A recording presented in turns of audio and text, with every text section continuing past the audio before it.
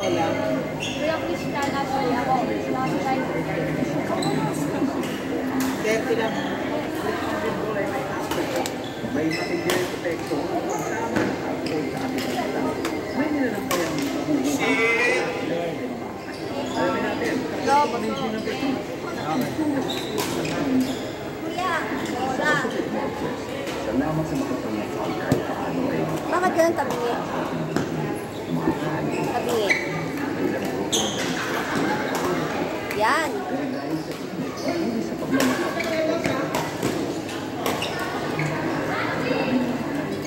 Hindi sila makikita.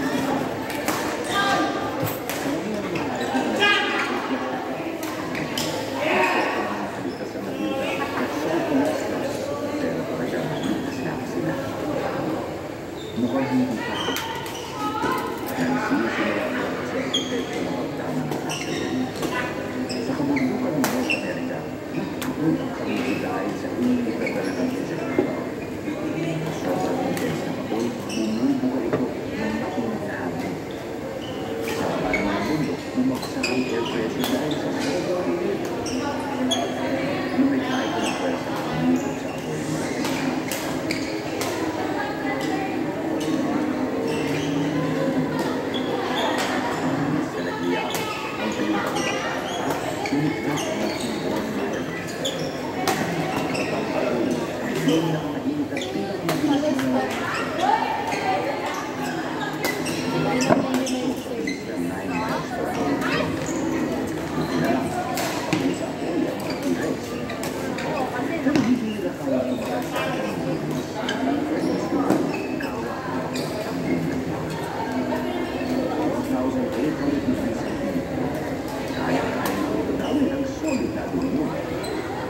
Dali-dali umakit ng bundok ang mga experts, pero mas pabilis na halat ang ulipang pahala. Yung ibang sinuwerte, nagtago sa ilalim ng lupa. Pero ang mga mahala, walang pwede pagkagwa.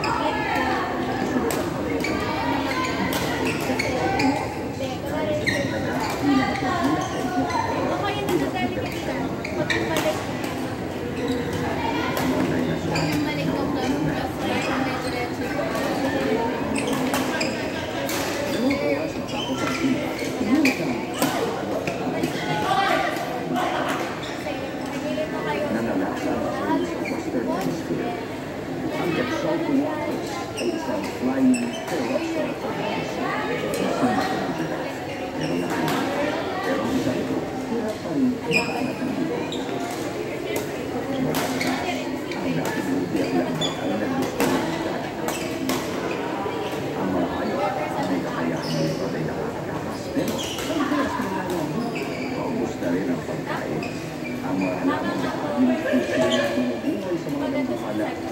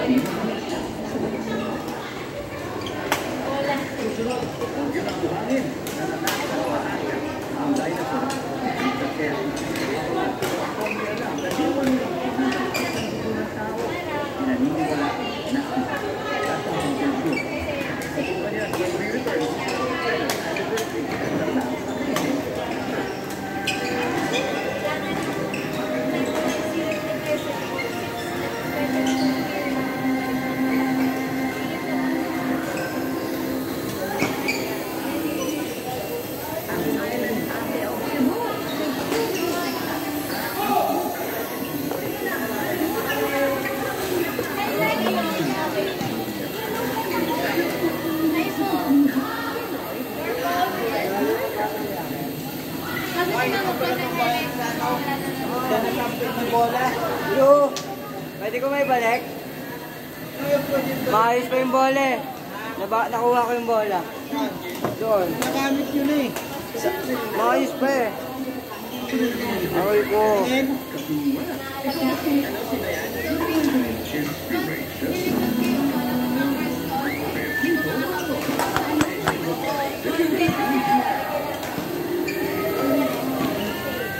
Kailan pa ano kayo dito? 2 score.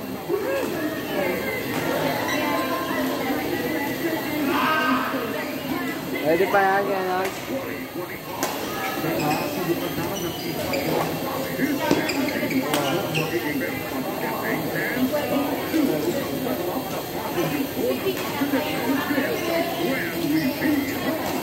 Gano?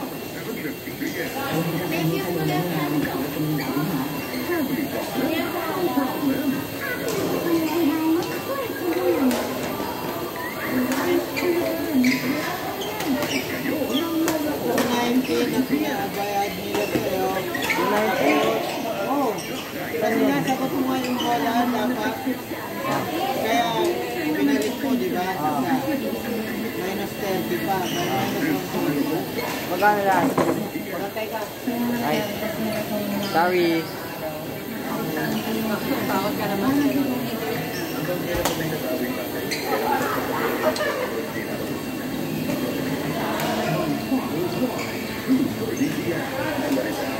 Magkano po po kanina?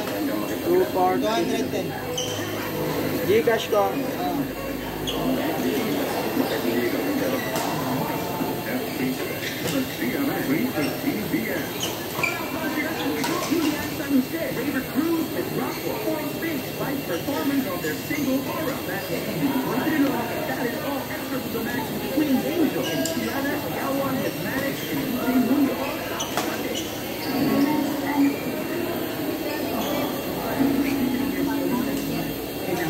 Walang 4 pesos kaya natin. 206 lang naman eh. Ay, sige. Ah, okay na yan ah. Piso mo. Ay, binalik pa yung piso. Yeah.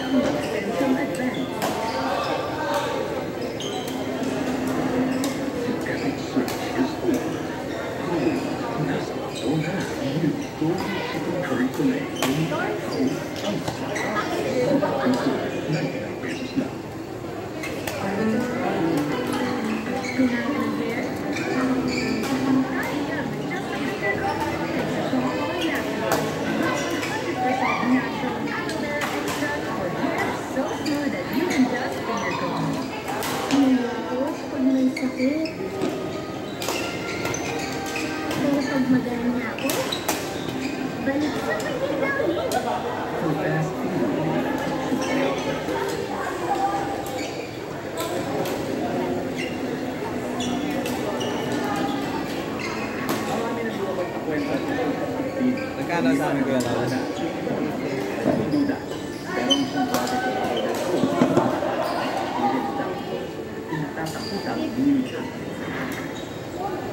Isang nilalang na kumbawatin ay sigil ang pinagkakamagitan partikular sa kapisayan. Pinatatakutan ang sigil ay lumatagaw ito ng inisip ng buong tao. Pinapunta ng dinig sa pagkalapag sa pera ang vlogger. Pero pauwi na kasama ang dalawang lupagay. May naikaw pa ang gusto na nakatayo sa pagkalapag.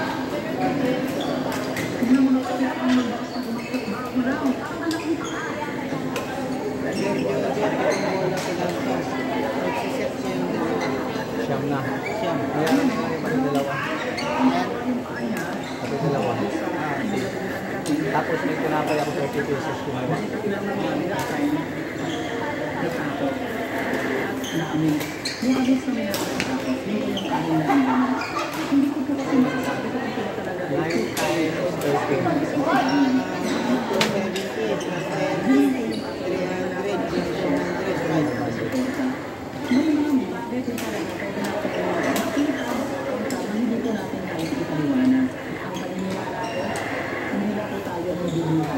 dito po sa amazing na.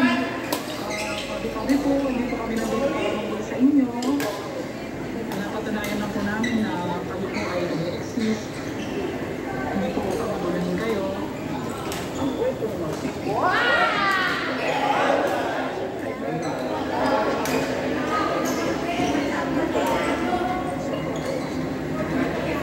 Minsan na rin natin nag-feature dito sa Music Earth at Transport na naranasan natin mga kapatid. Pero ang pag-ibig ang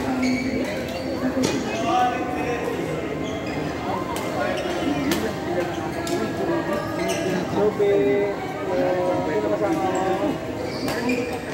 Ay, sa ate mo yan. Saan sila? unti-unting nagliliwanag. Saan na sila naglalaro? Kasi malapit kayo doon.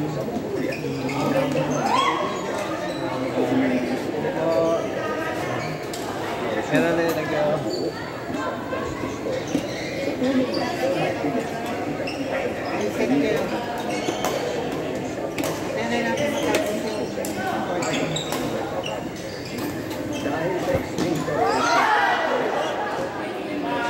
Kalaban nyo, si Linya at si JR.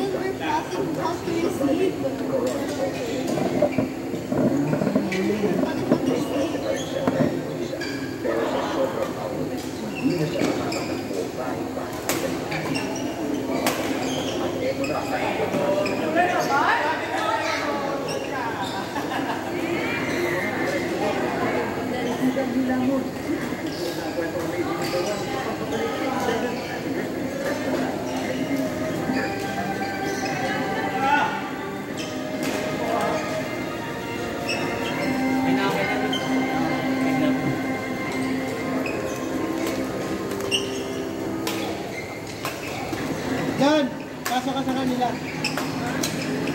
Partner kayo ni Dayan. Ay! Assistant pala, sorry. Ito pala yung set nyo. Sorry.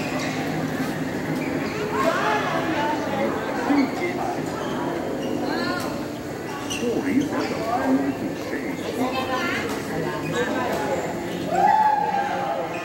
Dahil doon, maraming tumulong. Lahat po yan ng recognition project. Nagawin natin dito yung mga nagsasabi sa lalaki po. Behind the great picture of the world, most awarded broadcasters. Most awarded news magazine sa Pilipinas. Makita mga world-class actress ang Pilipino. Kapuso ko, Jessica Soto. Ay! Kumuha ng chocomoto yan ha. Ang una sa TV, millions of views. Ang unang tao, naging totoo. Si ano? Sa maraming kayo, Ito na ang pangkakataon.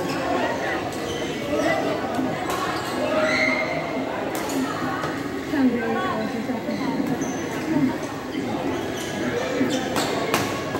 congratulations to the grand prize winner of 50,000 pesos and to the 7 winners of 5,000 pesos in Kapuso Lucky Numbers of the Day, Season 4, Week 7.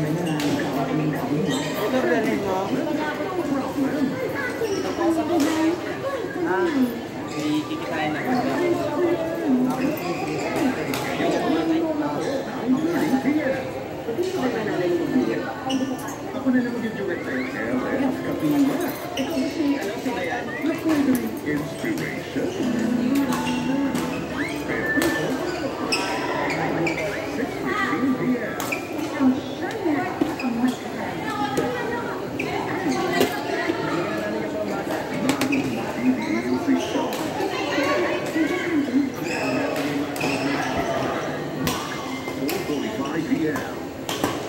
Straightening, color, curling. Is damage building up in your hair? Just pause and reverse the signs of damage. Dove Ceramide Intense Repair. With bioprotein care that penetrates hair strands. Reversing the signs of damage for up to 10 times stronger and smooth hair.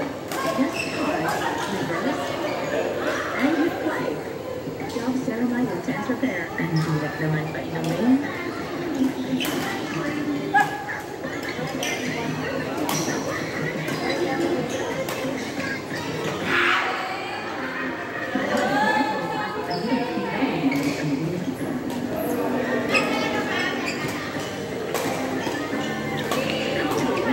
Cavity protection. May dual fluoride boost. Para sa ngipin matibay. Ngipin palaban.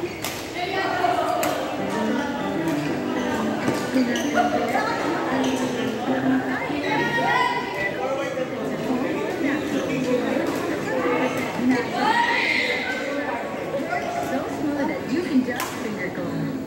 Malakas ba ang resistensya mo? Mag-sensor mag-dance. Mag-triple immune protection. Ang resistensya. At buong kain. Mag-sensor advance.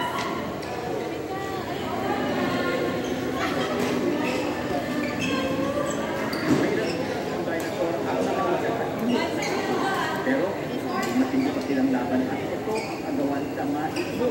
Ang basagila na sa kwento ang hindi ng dalawa. Desperado mga ayon ang mga sunod authorities. Pero wala na silang lakas dahil sa puto at lakas ng Alita mo ako, Legs. Bakit? Pinapauwi na ako. Good try. Sige, sige.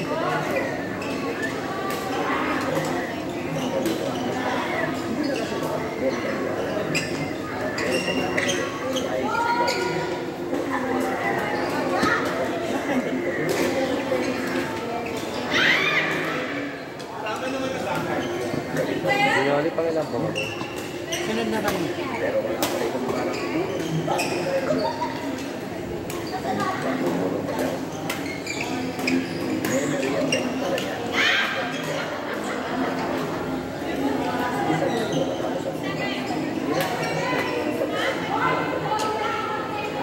hindi nakamalaki ang problema ng kailangan nila ng maraming pagkain. Pero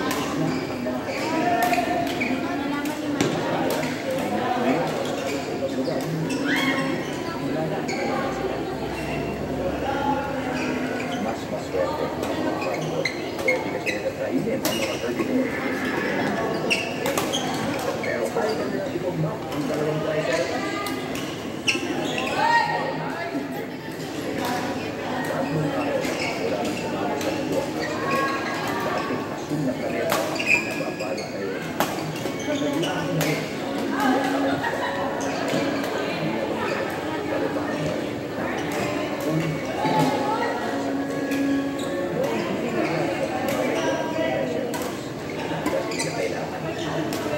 Pero ngayon, umus na ang mga dahil sa makikita nila magiging karagatan. Buti na lang sa mga lugar na dahil sa pinaro ay hindi pinamaan.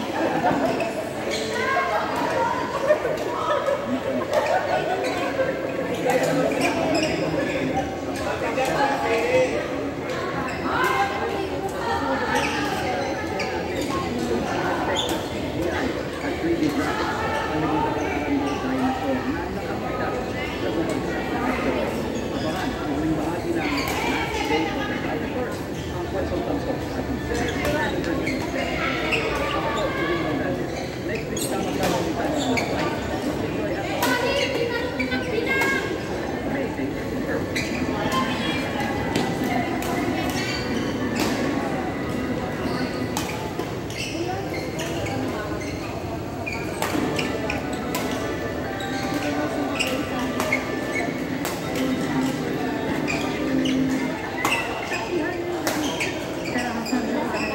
15 anyos na estudyante na ospital matapos sa bunutan ng mga kaklase sa loob ng kanilang sinit-alala sa Muntinlupa. Suspect sa pagbalik sa dating kasintahan pero ang kaala ang kabusan na desihan umama. Ibahay ang lang Mayor Julio Escoyoso patay matapos baril ng konsehan. Isang hindi ang kanan.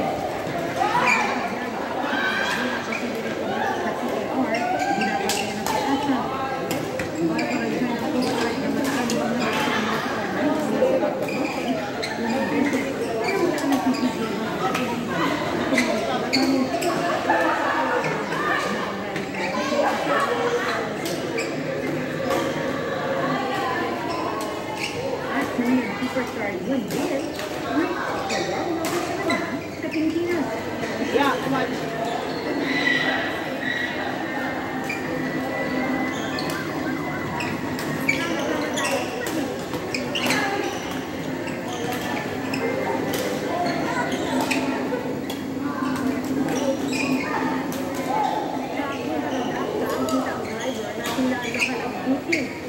Tatlong game, 190.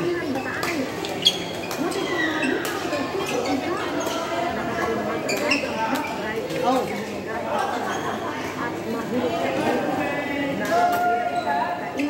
Magkano?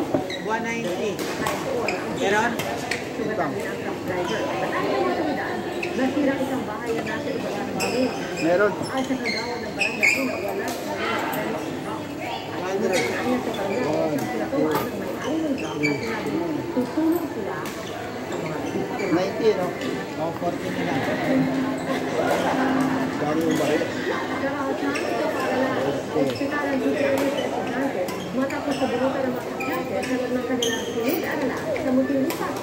Nakaramay daw ng pagkahilo at pagkukuha ang biktima na nilalaman sa pagtama ng kanilang sa sabi. Sabi, J.P. Soriano,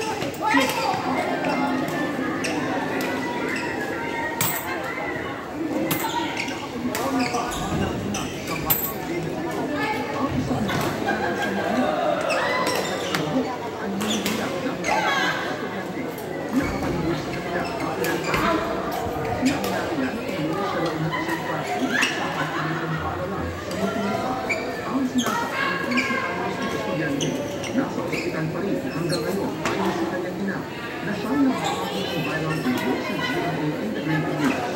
Nakaranas daw kasi ng makahilo at pagsusuka ang bata na hinihilalang resulta ng pagtama ng kanyang ino sa panyo. malakas po yung unang tumama sa siguro.